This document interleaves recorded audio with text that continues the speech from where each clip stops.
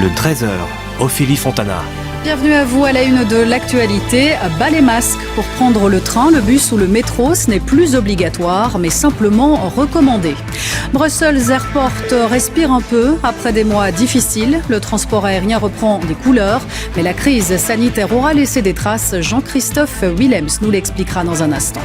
Le gouvernement wallon a trouvé les 500 millions d'euros manquants pour boucler son budget 2022. Les détails avec Tidiem Kouache dans ce journal.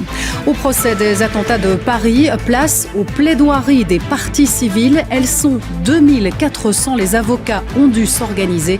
Laurent Vandenberg nous l'expliquera. Et puis, il est de tous les rendez-vous des grands de ce monde. Le président ukrainien s'est invité au Forum économique de Davos en Suisse.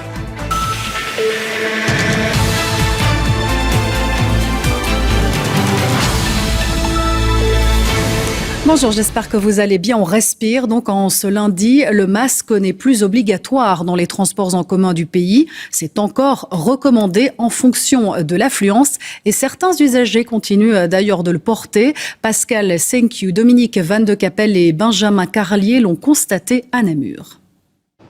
Le message est clairement indiqué à l'entrée de la gare. Plus besoin d'un masque pour prendre le train depuis ce matin. Et dans la salle d'attente ou sur les quais, plus personne ne le porte, à quelques exceptions près. Par précaution, voilà, j'ai pas envie de... C'est chacun fait ce qu'il veut avec le masque, mais moi je le garde. Cet habitué des transports en commun compte lui continuer à le porter quelques semaines encore. On n'est jamais trop prudent. Tant qu'on n'y voit pas plus clair vraiment avec le virus, parce qu'effectivement il y a moins de cas graves, mais il y a toujours des personnes qui sont hospitalisées, donc je vais encore le garder quelques temps et je l'enlèverai si vraiment la Covid disparaît. Quant à cette touriste espagnole, elle n'était pas au courant qu'il n'était plus obligatoire ici, mais préfère tout de même continuer à le porter jusqu'à son retour à la maison. Pour le moment, je préfère le garder car je vais prendre l'avion. En Espagne, on verra si je dois continuer à le porter ou pas. Dans les arrêts de bus situés juste en face, la très grande majorité des clients a également laissé tomber le masque. Quelques personnes plus âgées ou plus fragiles le gardent tout de même, ainsi que quelques jeunes.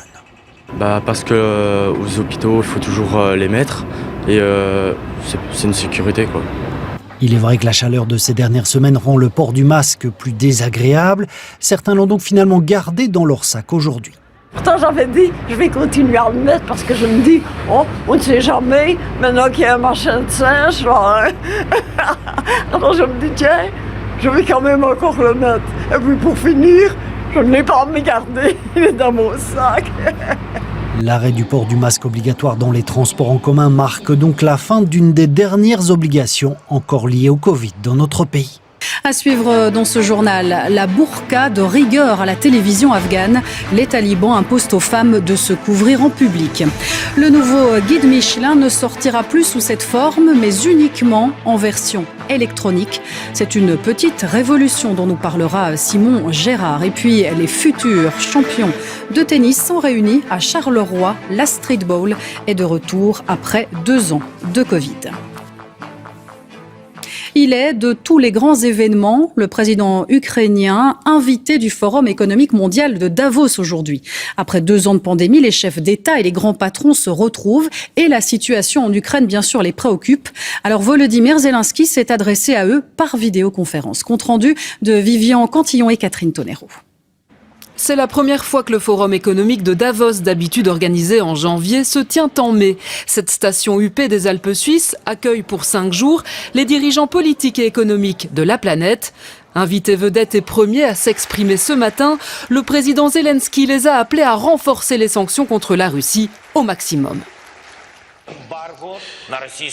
Et je pense sincèrement que ce type de sanctions n'existe pas suffisamment à l'encontre de la Russie. Il doit y avoir un embargo sur le pétrole, sur le gaz, sur les banques.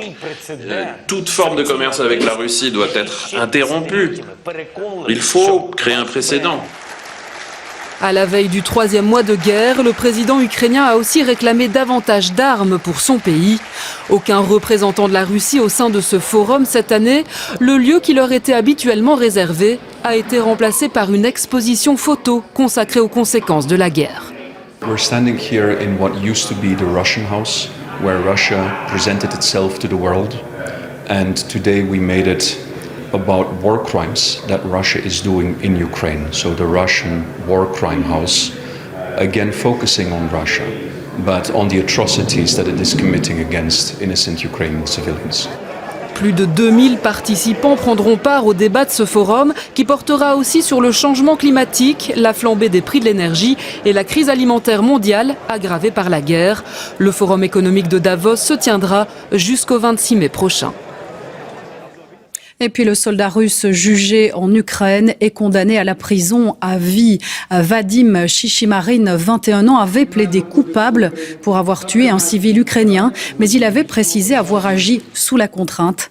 Il s'agissait là du premier procès pour crime de guerre dans le conflit opposant les deux pays. Et puis l'image encore d'un instrument qui vaut de l'or, 4,7 millions d'euros pour la guitare de Kurt Cobain, le leader du groupe Nirvana. On le voyait avec cette Mustang Fender bleue dans le clip de Smells Like Teen Spirit. Une partie du montant récolté sera versée à une association pour la santé mentale. Voilà pour ce tour de l'actualité. Dans un instant, la météo de Stéphane Piedboeuf et puis affaire conclue. Bel après-midi à vous sur la Une et à demain.